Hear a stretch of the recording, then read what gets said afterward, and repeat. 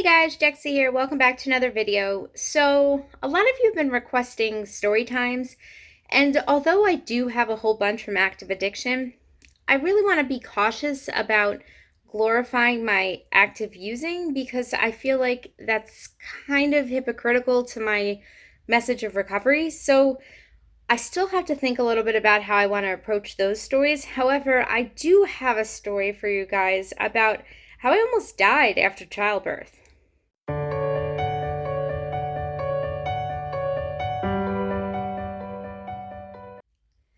So this story takes place 13 and a half years ago, I guess. Um, I got pregnant with my daughter, and I had been huge, huge.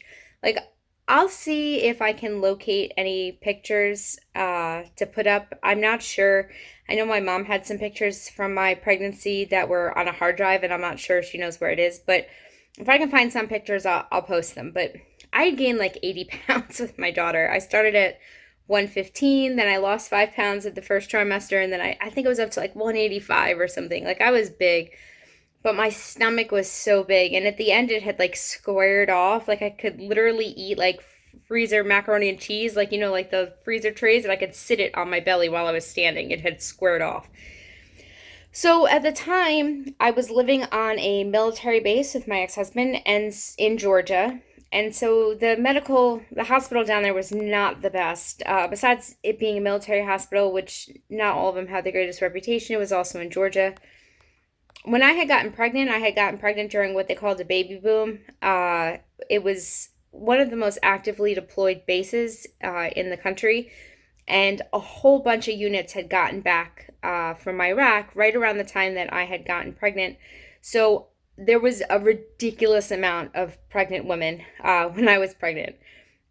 Now, I went almost 2 weeks late, and the reason for this was one, well, it was like 41 weeks and 3 days, I think. I probably should have been induced earlier, but because of the baby boom, the hospital was overwhelmed with pregnancies. I was told that if I had been in labor like a week before, like I would have been sharing a room with two other women. Like that's how crazy it was.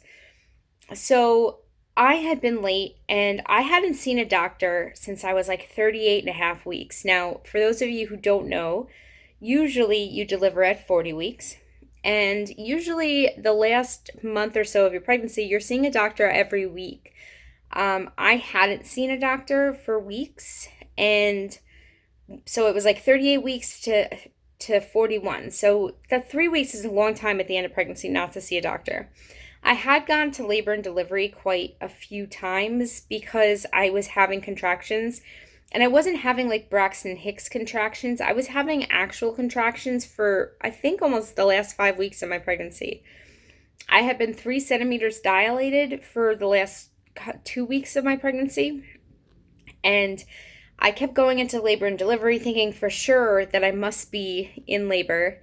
And they would assure me that I was not. They would tell me to go walk on the track outside the hospital and that then I should come back. And by then I should be in labor. And I would do that walk and come back and nothing, right? So it was so frustrating. I was so miserable. And I went in for my normal checkup, and they had said that apparently your water, when they say like a woman's water breaks, apparently the sac actually has two layers.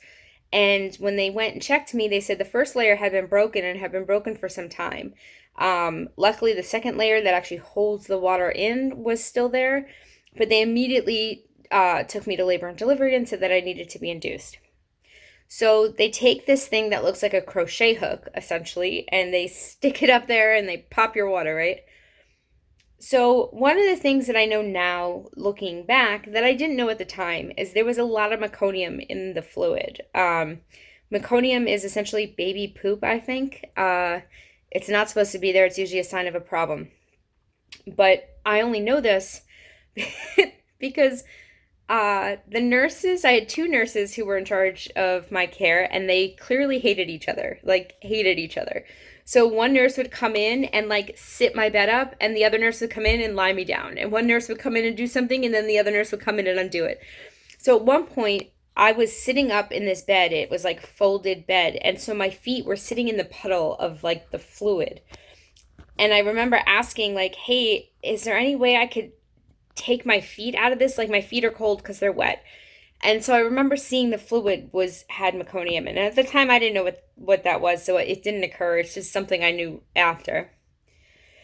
So I had like a really awful labor experience. I had started, they broke my water. I was having contractions. I was having contractions, real high levels of pain. They gave me they gave me Pitocin to help make sure the contractions come more regularly, and it actually stopped my contractions. So my contractions started coming less frequently, but they were more painful. So eventually they gave me an epidural, and I wasn't making any progress really, but I wasn't dilating anymore. I was still having contractions, but now my daughter's heart rate was getting screwed up. What was happening is she ended up being a almost a 10-pound baby. And so what was happening was every time I was contracting, the umbilical cord was getting crushed in between her and the uterine wall and was causing her heart rate to drop. So they flipped me around the bed. They tried to put me in other positions. And at that point, they'd given me a choice. They said, look, we can do a C-section now and get her out, or we can keep trying to see if this works.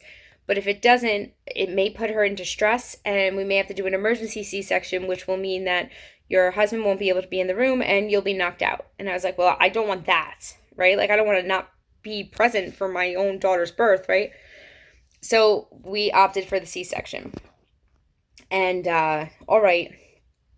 So they gave me like a double dose of epidural, and I went in for the C-section. So after she was pulled out, my husband and her went into the nursery. And at this point, excuse me, my epidural starts wearing off. And I'm telling the anesthesiologist who's sitting by my head, I'm starting to feel things. Like I'm feeling, I'm in pain. Like I feel myself cut open. And they're like, no, you're fine. It's just in your head. I'm like, no, I'm telling you. Like, I'm starting to feel it. I'm letting you know. So I guess they thought I was making it up. So by the time they had me sewn up, I was in so much pain. I was screaming. And they kept telling me, why are you screaming? I was like, because I feel like I'm dying. I feel like I'm being torn apart. And they gave me a shot of morphine after morphine after morphine. And they're like, we can't give you any more morphine. I was like, I don't care about the morphine. You got to do something. I'm dying here. So I wasn't, but I was in pain. So they gave me Toradol, which is an anti-inflammatory, and immediately felt much better. So that was that. And we went, that was on a Tuesday night at 12:16 a.m. And I was in the hospital until Thursday. Thursday morning, I see a doctor first thing in the morning. Everything's fine. He says I'll be released later that afternoon. So at about like 3 o'clock in the afternoon, my legs are starting to swell really bad. And like it hurts, like the skin's tight. And my feet are swollen. And so they're going to send me home. And I said, hey, my feet and legs are really swollen. Is that normal? And they said, yeah, that happens when you were pregnant or deliver. I said, yeah, but they weren't swollen this morning when the doctor saw me. Are you sure the doctor's not going to want to see me again? They said, no, that's fine. I don't know. I'm a first-time mom. I have no idea about any of this stuff. So I go home. This is Thursday now. Friday comes, and I think my parents come, and the first thing when they see me, I open the door and they're like, you look like crap.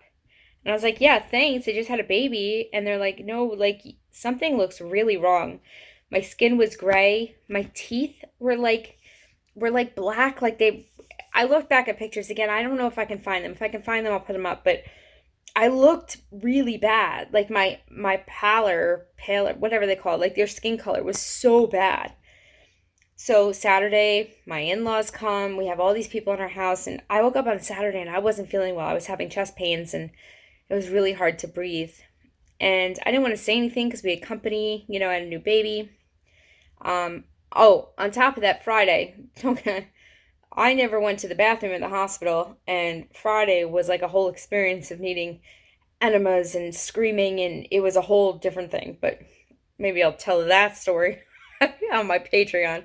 But anyway, so Saturday I was feeling really, really sick, and I didn't say anything, but we ordered from a restaurant to take out, and I asked if my husband and I could go pick it up. So we get in the car and we're driving there, and I said, "Hey, I didn't want to say anything because we have company, but I've been having really bad chest pains, and I'm really struggling to breathe." So of course he was worried, and we get home, and his mom used to be a cardiac nurse. So she comes in the room and she listens, and she said my lungs sound good, and she said, "Do I have a blood pressure machine?" And we happened to have one because my ex-husband had a lot of injuries after war, so we had a lot of equipment like that. So they took my blood pressure, and it was 210 over 110, which for those of you who don't know, that's deadly high. So I've never been put in a car so fast in my life. My dad, my mother-in-law, me, I go to the hospital, and my mother-in-law like runs up, and they're like, "Take her back right now." And I'm like, "I'm fine. It's not that serious. Like I'm okay." And she's like yelling at me, like, "Sit down." I was like, "I don't want to sit down." I was scared, but like I didn't understand, right? So they took my blood pressure, and as soon as they saw how high it was, I was in a wheelchair and in the back so fast.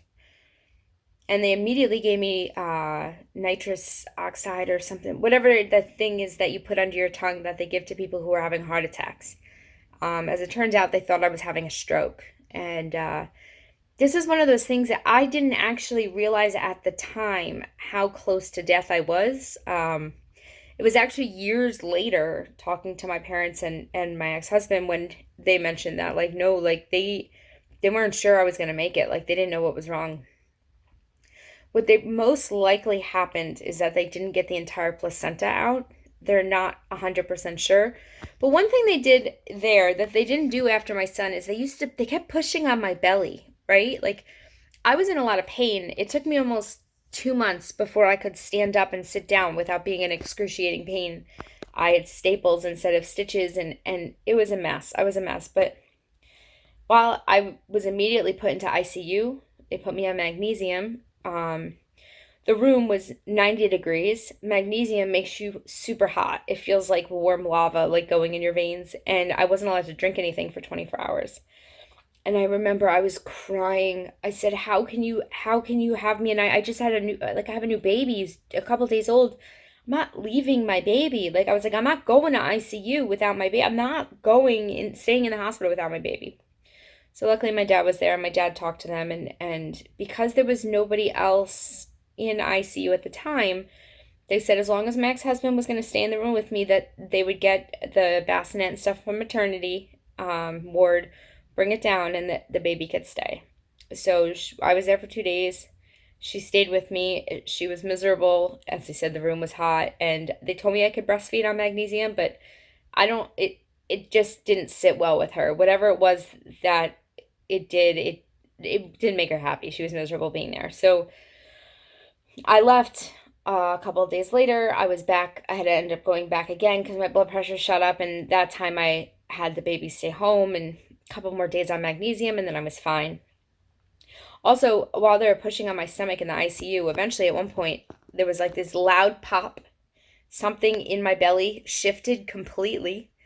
I screamed, and then it was like relief. So I don't know. I had a C-section with my son, and I've talked to other people who've had C-sections.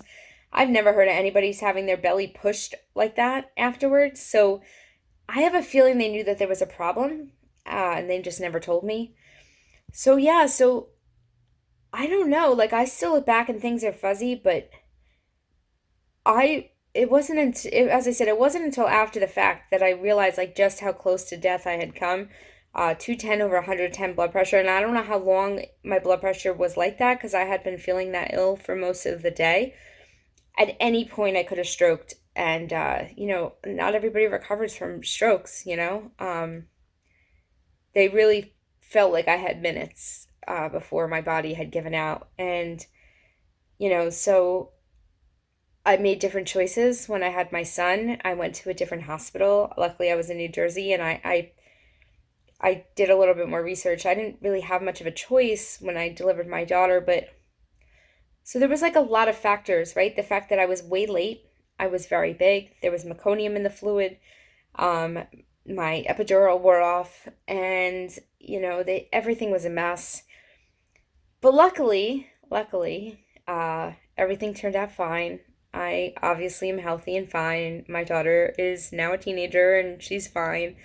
Um, but yeah, that was scary. And honestly, the scariest part was the thought about being in the hospital without my baby. My son's labor story is literally like the complete opposite. It literally was like the best experience ever. Everything went perfectly great. There was no complications, no issues. The hospital was great. Um, but yeah, my daughter's was pretty traumatic. And I think the worst part was is that when she was 3.5 weeks old, my ex-husband had to go back to Iraq. And so I had a 3.5 week old baby. I was too ill to stand up or sit down by myself. It took a really long time. I'd stab. It was literally like being stabbed. And again, I didn't have any of this after my son, so I knew it was just a bad experience. So if you're about to have a C-section, don't let this scare you. This is not the norm.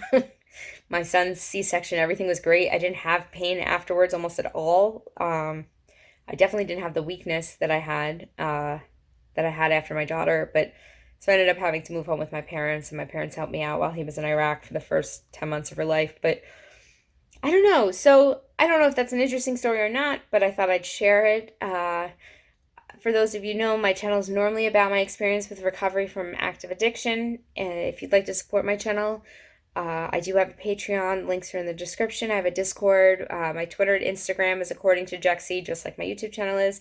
Feel free to check it out. I want to thank all of you who do support me. I want to thank my patrons. I want to thank my subscribers. And I want to thank anybody who just watches the video and hits the like button. It really makes a huge difference. I really, really appreciate the support. And yeah, we'll do trivia on Wednesday. So I miss it. I've missed trivia. Still trying to come up with a good topic to make up for us missing last week. But anyway, I hope you guys all have a great day. Do you have a kid? Tell me your labor story. Did anything go wrong? Did everything go right?